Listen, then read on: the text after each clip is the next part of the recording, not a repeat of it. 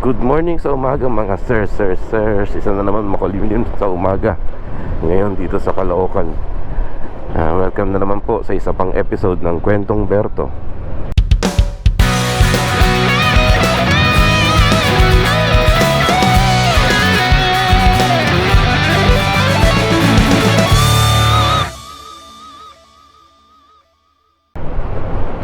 Grabe, na balitaan nyo ba yung may bumalal doon sa kotse na Innova na puti? Tapos may EDSA ba yun? Dahil lang daw is yung road rage.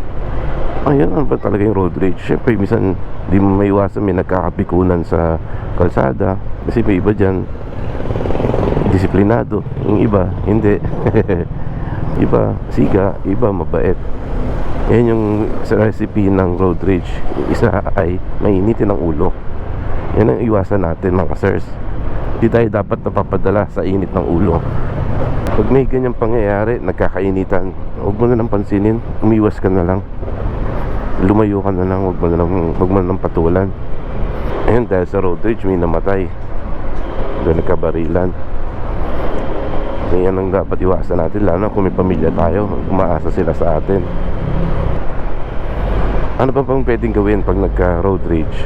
Pag may na-experience kang isang motorista na kamote, na napikon ka, na gusto mong awayin talaga, gusto mong murahin, ang gawin mo, murahin mo sa helmet. Ibig sabihin, magmura ka, murahin mo siya, pero sa helmet mo lang, huwag mo na iparinig sa kanya. Yan ang best way. Kasi nalalabas mo yung galit mo at pikon mo doon sa isang motorista. So pag minura mo siya sa helmet lang, sa sarili mo lang, na ikaw lang nakakarinig, nalalabas mo yung galit mo. Huwag mo na lang patulan, huwag ka na lang may pag-away. Iling-iling ka na lang, tapos hayaan mo na, palampasin mo na. Hindi worth it ang makipag-away eh. Magkakasakitan kayo, naglalabasan kayo na sama ng loob. Pero mamaya isa sa inyo magdedemanda, makukulong, mababarangay, gastos pa sa abogado. Pag nakatsyempo pang may dalang baril yung kaaway nyo, tapos na. Yan ang iwasan natin, sir, yung road rage. Spread the love, not war. Ika nga ni Michael Jackson, I'm a lover, not a fighter. Iwas lang tayo sa gulo, away. Yakang-yaka natin to mga sirs. Walang pikunan. Enjoy na lang sa biyahe. Ride safe lagi. Kaya nga meron tayong nagkasabi na ride safe. So lagi tayo safe dapat.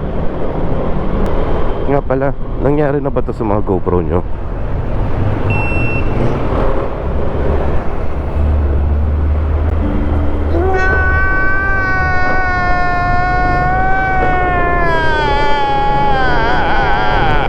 Grabe nang hinahing talaga ako. Nag-shoot pa naman ako ng isang episode doon. Sa SD card ko na yun. Tapos bilang naging corrupted. Bilang reformat. Buti na lang, hindi ko ni-reformat agad. Ang ginawa ko, plinag ko sa USB ng laptop. Doon, gumana siya. Biglang na-read. Pag nag-edit kasi ako sa phone ko lang sa resolution kasi na gamit ko ngayon, hindi na kaya ng laptop ko. Lagi pa naman ako nagpo-format ng SD card every time bibiyahe ako, kasi kukuha ko ng bagong video eh. So alam ko yung batch na yun na lang yung edit ko. Na-transfer ko na sa phone ko, edit, upload. Gusto naman labas ng boses ko dyan, ngongong pa rin ba? May sipon pa rin ako. Grabe yung panahon na to, gloomy weather. Uso ata sakit ngayon, nalalagnat tayo ata lahat eh. Malapit ng pasokan, alagaan niyo yung mga anak nyo na huwag pumasok ng may sipon, may sakit, may lagnat. Pasokan ng bata usually ata August na eh, no? Kailan yung pasokan ng mga anak ninyo? Sa akin wala pa. Wala pa, 2 years old pa lang anak ko.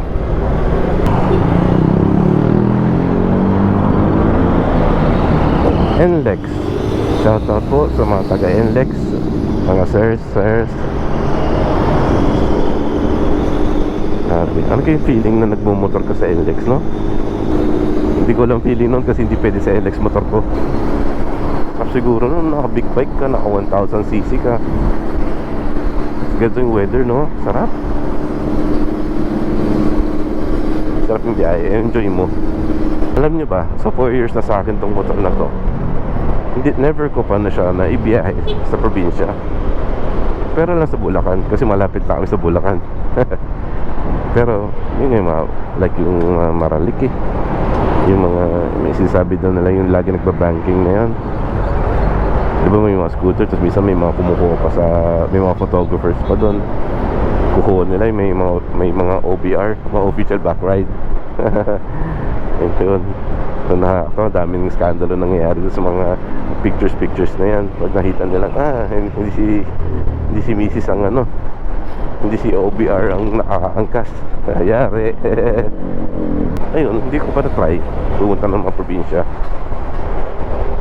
Yun nga, pinakamalayo ka lang. Ayun, may Kawayan. Hanggang doon lang. Ride to work lang ako lagi. So sobrang pagod mo after ng weeks na nagtatrabaho ka. Pag day off mo, gusto mo na mapahinga eh, magtulog na lang. Mag-hibernate ka, maghapon ka matutulog. Di ba, may mga body clock tayo, 6 AM, kailangan gising na. Kahit hindi ako mag-alarm, nagigising ako ng mga ganong oras. So, ang hirap ng ganon, grabe. Gusto mo matulog na mahaba, hindi ka makatulog kasi lagi ka nagigising ng ganong oras. Kahit day off ko, i-off ko yung alarm ko ng 6 o'clock, nagigising pa rin ako ng mga ganong oras. So gusto ko lang mag-spend time sa anak ko. Misis ko nag-work pa rin siya kahit day off ako. Minsan pag may plano misis ko, lalabas kami ng araw ng day off ko. Nako, mag-aaway kami na. Sabi ko hindi, gusto ko matulog lang. Gusto ko maghapon na dito sa bahay. Ayoko na mag-mall kasi nasa mall lang ako nag-work. Mag-mall na naman ng ano. Kahit day off ko, ayoko na. Sawsawan na ako sa SM. Yung SM Caloocan malapit lang sa amin. Sobrang lapit, walking distance lang. Pero yung walking distance na yun, kailangan matyaga ka.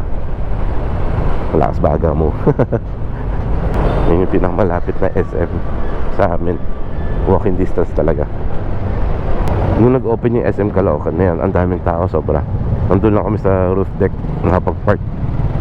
Sobrang daming tao. Libre pa yung parking dun eh. Ngayon may bayad na 30. Fixed rate sila 30. Pero kailangan magbabayad ka dun sa loob para paglabas mo, abot na sa guard yung ticket. Ayun, sobrang daming tao nung grand opening ng SM Caloocan. Tumayo ka lang sa isang pwesto, kusa ka na ng aandar. So sobrang siksikan ng mga tao. Ilang araw ba day off nyo sa work nyo? Ako sinuwerte kami na nagkaroon kami ng 5 days work, 2 days off. Ang sarap ng 2 araw na day off. Sobra, di ko na ipagpapalit ang 2 day off na yan sa iba. Although ang work hours mo sobrang haba, 10 AM to 9 PM. Pero okay lang naman, enjoy din ako sa work ko. Kasi yung work ko, hilig ko rin. So sa music store ako nag-work. So hawak ko mga gitara, Pro Audio, yun yung mga binibenta namin dun. Enjoy ako kasi puro gitara eh. Lalo na yung brand ng gitara, gustong gusto ko. So pag mahal mo yung work mo, magang din ang trabaho mo. Kasi love na love mo yung work mo eh. Mabait yung amo mo, yung boss mo, aalagaan ka ng boss mo. Ayan, yan ang kailangan hanapin nyo sa mga trabaho nyo. Pag nakita nyo na mabait yung amo nyo, huwag nyo lang abusuhin.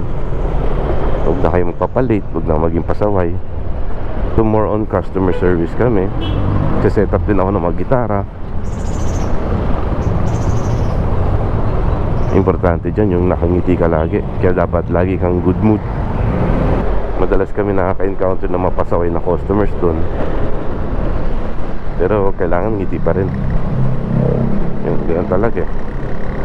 Trabaho mo yan, kailangan ngiti. Siyempre hindi naman ako perfect. Not all the time nakakangiti ako. Pero hanggat maaari, iniwasan ko mabastos ko yung customer. Kasi yan yung training sa amin eh.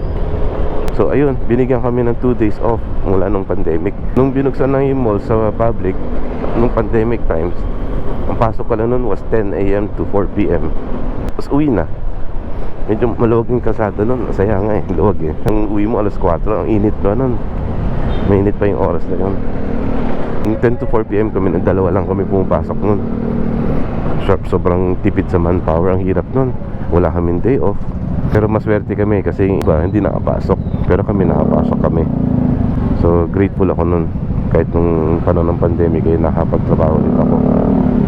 Ayun, so nung pandemic dalawa lang kami pumapasok nun. Usong-uso nun Lalamove. Kumikita talaga yung Lalamove sa amin.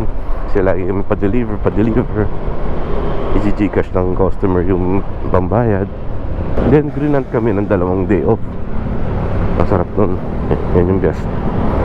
Sapat na yun, isang araw dun, pantulog mo lang. Isang araw pang spend mo sa family mo. Diba? Matakot naman to. O siya mga sirs, iwanan ko na muna kayo rito. Subscribe, like and share. Salamat po sa pagnood. Sana nandiyan pa rin kayo sa next episode ko. Hanggang sa muli, paalam.